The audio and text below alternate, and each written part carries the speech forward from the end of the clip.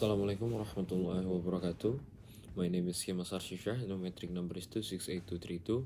I am from Group 2 from class International Mergers and Acquisition, semester A211 2021-2022.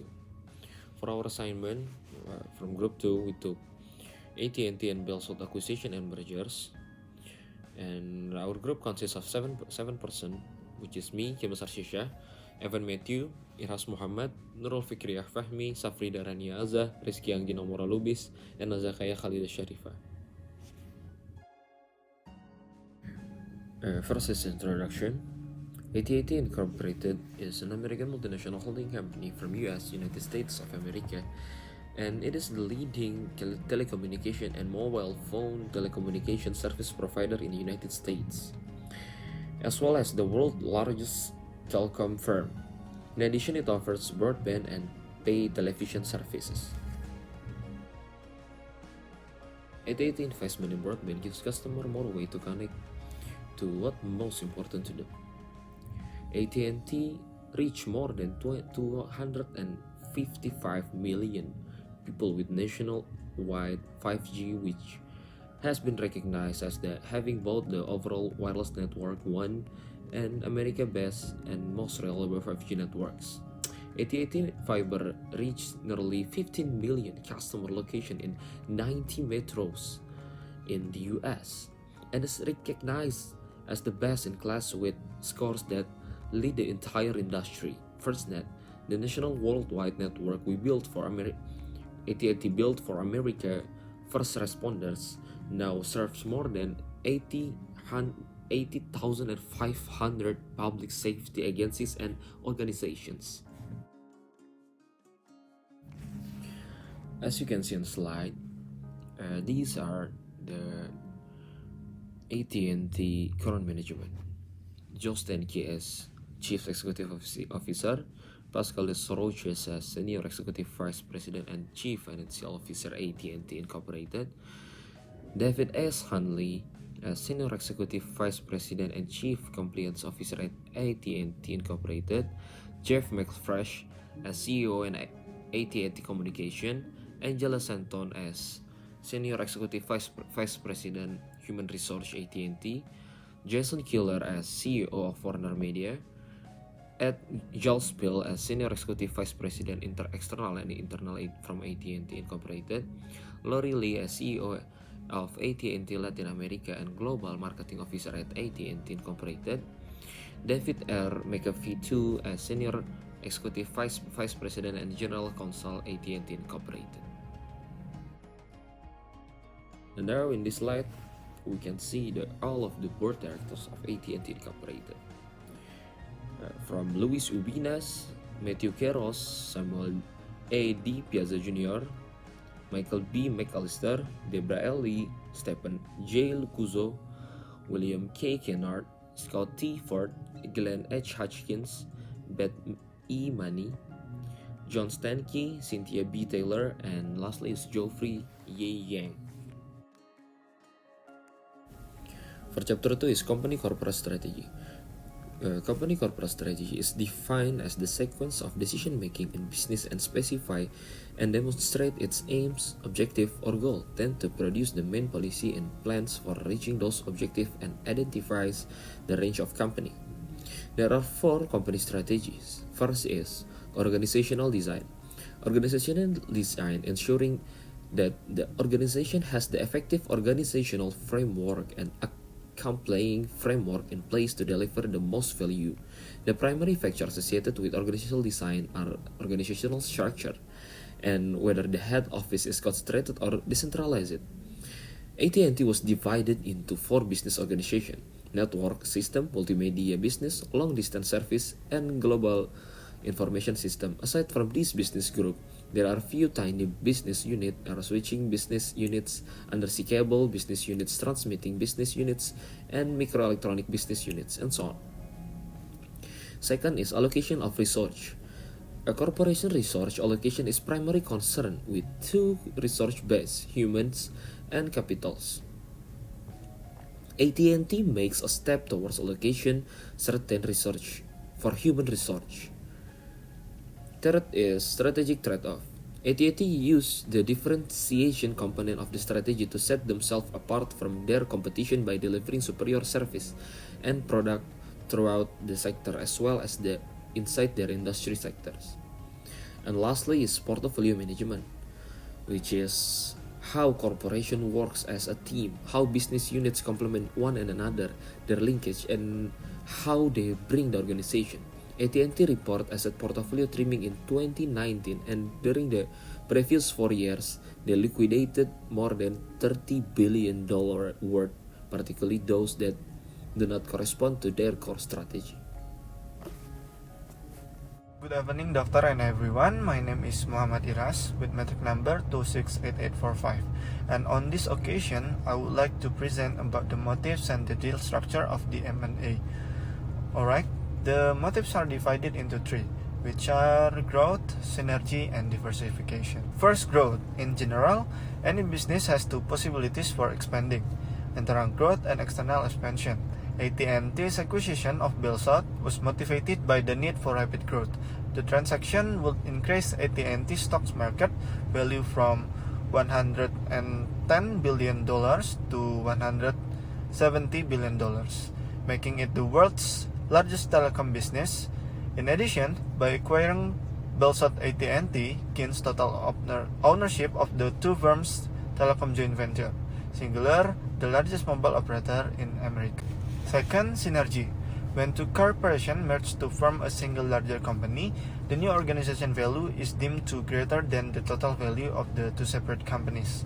Synergy refers to a situation in which the merging company is more profitable than the sum of the combined companies. By merging, their network can be integrated. A single network requires fewer employees, lowering operating expenses, and Bellsouth long-distance traffic will shift from other operators' network to AT&T national network, and the merger would allow the unified firm to drop the brands Bellsouth and Singular in favor of the most popular brand AT&T, lowering advertising costs, and in total, this is expected to result in synergies worth US $18 billion. Third, diversification. Diversification is also one of the reasons for M&A. M&A enables companies in their industry to diversify. Diversification is expanding beyond a company's existing business segment. In this scenario, Bellsouth and AT&T provide traditional telephone service in various parts of the world. AT&T, historically known as Southwestern Bell, operates across the Southwest, Far West, and Midwest. Bellsouth provides telephone service in the Southeast. Next is the deal structure of AT&T acquired Bellsouth. The M&A deal structure is a contractual agreement between the companies in the M&A that clearly specifies the obligation and rights of both parties. According to the two parties, the merger will result in more efficient and advanced suppliers of broadband, wireless video, voice, and data markets. By integrating AT&T, Singular, and Bellsouth's network into one, the company's wireless, wireline, and IP products and services will be more closely integrated in a worldwide IP network. As a result, the merger agreement between AT&T and Bellsouth might be considered a huge success because it increased AT&T's revenue. The next part, I will pass it into the next presenter. Thank you. Hi everyone, my name is Nurul Fikriyah binti Fahmy and my mention number is 270671, and today I'm going to explain more about value creations. Creating value is the primary goal of starting any business. For shareholders, owner, or other stakeholders, value generations can have a variety of meanings. When starting a firm, a business owner may want to generate returns which not only exceeds their capital expenses, but also exceed their desired returns on investments. As the organization grows, it must also take into account the value creation aspirations of other stakeholders. Higher sales of products and services are achieved by focusing on their meeting customers' value expectations as their strategic goals. Same goes to AT&T and Bellsouth merger, in which these transactions combine two solid, very run companies. There is a strong economic in where Bellsouth is based. Fiber optic is widely used throughout this company's service regions, and it has an excellent workers and strong network to back it up. It has a solid track record of providing excellent customer service as well as sound financial positions. Adding this asset to AT&T's will allow them to have better serve their customer while also generating significant returns to their investor and enhancing their long-term prospects. It's also possible that AT&T may develop a new service that let individuals using dual-mode wireless phones in public to be used circular networks while they are outside their homes or workplace, but switch to their broadband IP network when they are inside. AT&T is able to better control their network traffic as a result of this move. Besides, it will also save money on operational costs, lower the number of the employees needed, and allow the combined company to use the AT&T brand, in which will save money on advertising expenditures, as well as the ability to shift into long-distance traffic from other networks to AT&T national networks. This synergy, totaling to 18 billion, are estimated to arise from these mergers. Hi, my name is Rizki Anggi Namora. My metric number is 2688723, and I will explain on chapter 6 is how does AT&T and Bellsouth organize the acquisition. AT&T and Bellsouth announced a 67 billion merger agreement in March 2006. The consolidation was supposed to result in a more flexible and productive company that would be better able to adapt to changes in the Internet Protocol network. Simultaneously, the merger is expected to untangle the ownership structure of Singular Wireless, the largest cell phone company in the United States, which is jointly owned by AT&T 60% and Bellsouth 40%.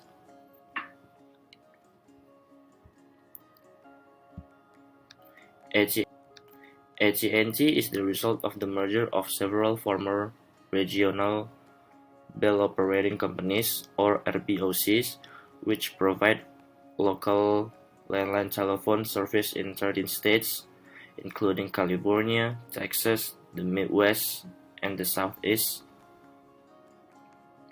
AT&T manages over 50 million landline phones and 7 million DSL lines in those areas. AT&T offers long-distance administration and business arrangement all across the United States. Verizon is the only other company with a nearly equal size on the phone side is Verizon. Another RBOC is Bellsouth. Bellsouth provides extensive long-distance service throughout its service area and to large business for its service area and throughout the country. Verizon and Quest will be other two remaining RBOCs if the two merging goes through. Regardless of their landline activity, AT&T 60% and Bellsouth 40% jointly hold Singular Remote.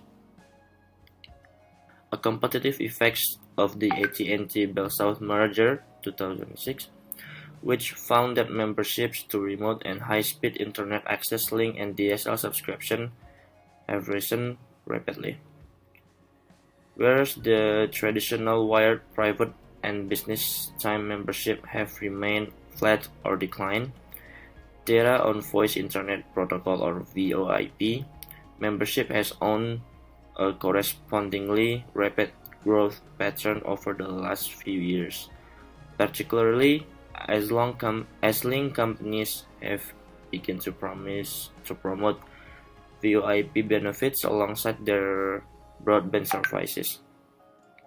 As worthwhile long-distance calls have moved from wireline to remote and VoIP, and costs have dropped greatly, the percentage of income has shifted much more fast. The 1,030 to 325 trade per person corresponded to around $37.09 per Bellsouth regular offer, a $17.9 premium over the finished cost of the Bellsouth basic offers on the NYSE on March 3, 2006, the last exchanging day before the official declaration of the consolidation.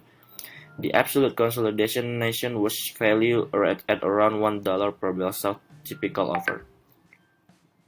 Based on the end cost of $1 per AT&T basic offer on the NYSE, on 2006, the most recent practical data before the publishing of this joint intermediary proclamation or outline, because the number of AT&T normal offers to be given in exchange for each Bellsouth regular offer is fixed.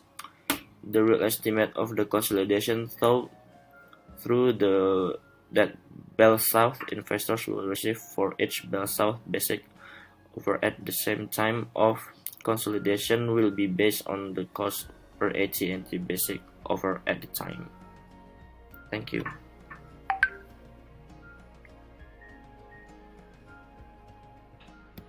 Now, I would like to present regarding to the corporate governance and also the performance of the company. First, let's talk about what is corporate governance. Corporate governance is a system of rules, practice, and process as a part of the control and direction of the company.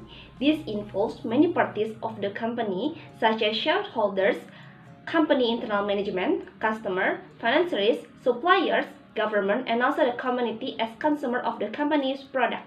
Corporate governance is a system created and implemented to facilitate achieving the goals of the company. About the company governance, this company is focusing to the board of structure. There are 4 steps to make a board of structure. The first is the processing nomination regarding to director, means that this company find the great person who has a great capacity to be a director of this company based on their knowledge, integrity, and also skills regarding to the business of this company. The second is a board of structure. It contains an audit committee, corporate development and finance committee, corporate governance and nominating committee. In the intervals between board meeting, the board appoints of the human resource committee and also the public policy and corporate reputation committee. Next is the board evaluations, means that this company held a yearly meeting to evaluate the function of the directors and how effective the directors works. The last is the board of compensation of this company. The next corporate governance is the business code conduct. The code of business is the ethical values, diversity, privacy within the environment or community within AT&T. This code defines the standard of behavior of employees in carrying out their performance. The main thing is honest and ethic behavior, which includes compliance, non-discrimination against minorities, conflict of interest, privacy of employee and customer data, and also the commitment to the work environment. Here is also the business code commitment.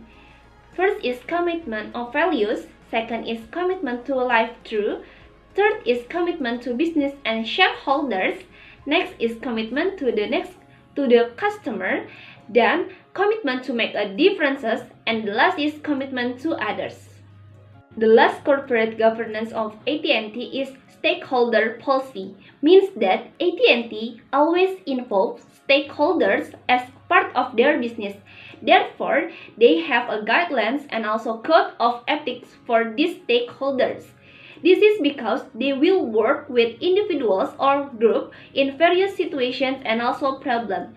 AT&T considers that by working together with stakeholders, it will get a new perspective and insight regarding business opportunities, risks, business trends from time to time for the continuation of the company.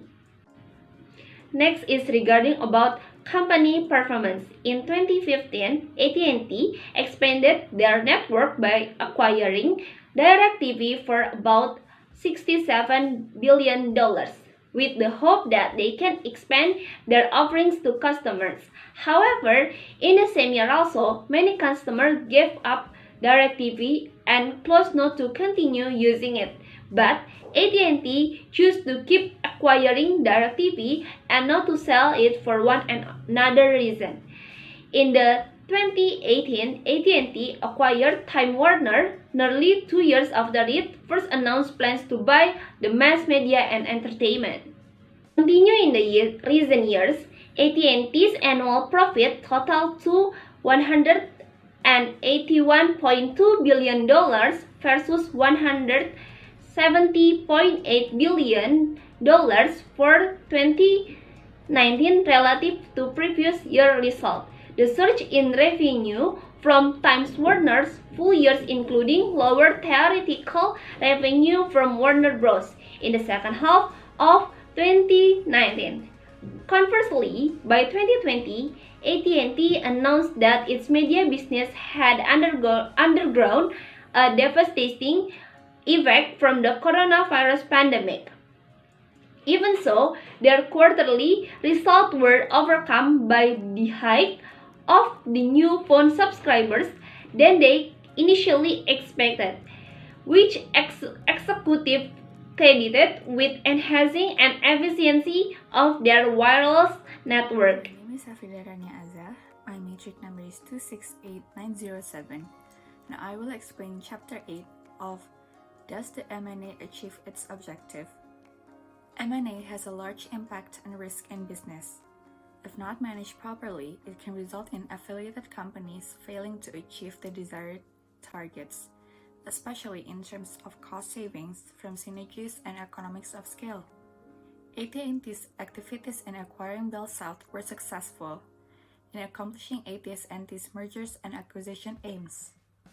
The merger of the two large companies demonstrates that the AT&T benefited from Bellsouth's acquisition. This is due to AT&T's ability to control the 40% of Singular Wireless that it did not have prior to the acquisition of Bellsouth. This also gives the two companies the opportunity to have joint control over the country's number one mobile phone operator now known as AT&T Wireless. The first objective that is achieved by AT&T and Bellsouth mergers and acquisition is driving business growth. Such consolidation can provide business opportunities in new markets for business and provide new options for existing markets. The mergers of AT&T and Bellsouth creates economics of scale, allowing the company to invest in new technologies while also benefiting from the merger's significant cost savings. At the beginning of its merger, AT&T had doubled its revenue in the first quarter.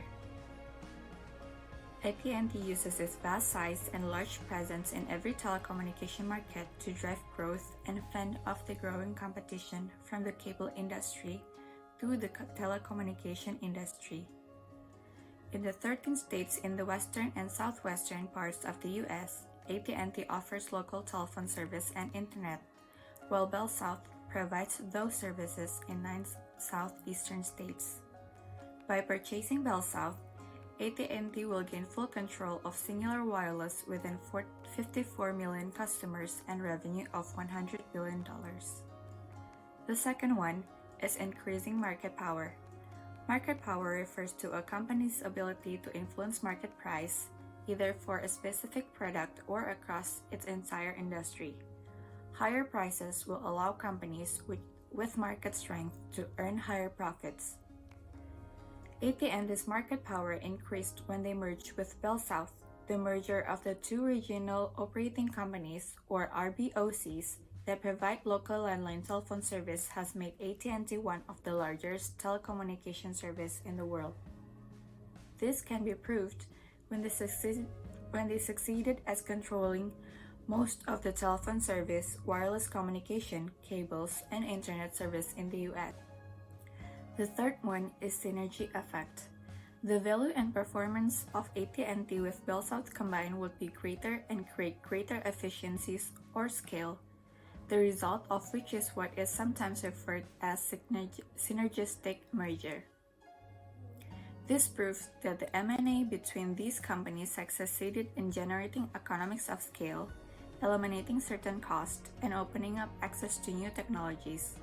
Thus, the positive synergy between AT&T and Bellsouth has led to the market expansion while increasing shareholder wealth. Hello, my name is Matthew Evan, and today I will explain to you the past, present, and future challenge faced by the merger and acquisition. The first one is challenge in the past, from 2006 until 2020.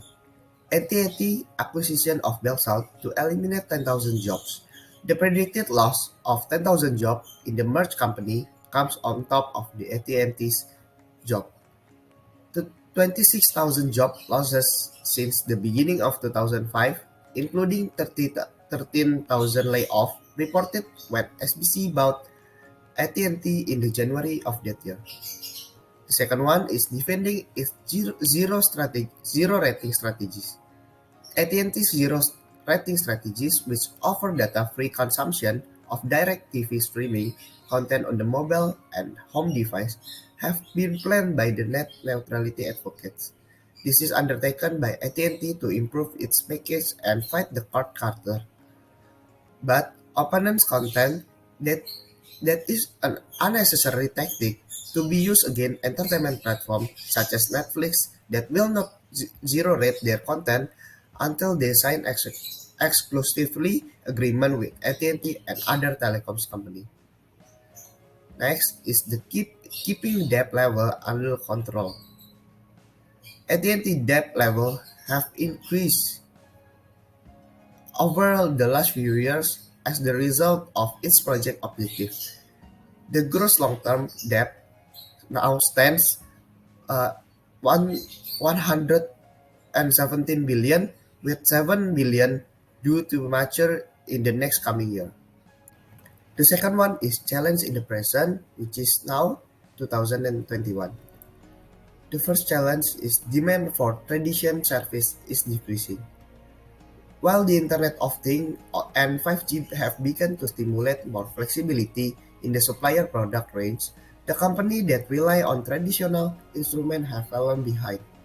Vendors must expand their offering to include everything from SMS to video, expanding beyond essentials of speech. People communicating style are changing. Internet networking, VoIP, and other cloud-based applications are devouring the market. The next one is look to growth in the pandemic. Sales fell again in the fourth quarter as AT&T's TV division struggled, but the company predicted to a strong year in 2021.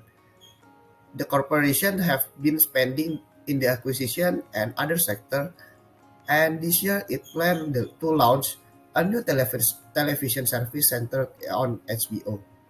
AT&T revealed a three plan in its most recent quarterly report, promising revenue growth and higher profit. The last challenge is the challenge in the future. The first one is the year of 5G adoption. The European Union's current vision of the future is the 5G Action Plan. It also includes access to continuous 5G coverage by 2025. In addition to being able to support significant surge in the mobile device, 5G will offer enhanced data speed, better network slicing, and ultra-low latency. This will open the door to new service, network operation, and user involvement, among other things. The second one is gearing up for new technology. Everywhere we turn, the need for creative and breakthrough technology is increasing. Artificial intelligence has formally modified the way of humans communicate on the general level. We've also arrived at the point where we're more likely to connect with computers using voice instruction than text. The companies in telecommunication industry will have to think more about how dependently and accessibility they want might to be provided to customers. The last part of this presentation is the conclusion. Because of its capacity to enhance competitive advantage, renewal, and expansion of the firm, and its comparison to high value rates, the merger and acquisition phenomena has continued to interest and involve managers since the end of 19th century. Merger and acquisition have been popular in recent years, and firms regularly utilize them to further their corporate interests. This merger might motivate by one and another factor. However, it may be stated the corporate mergers are always geared at boosting profits.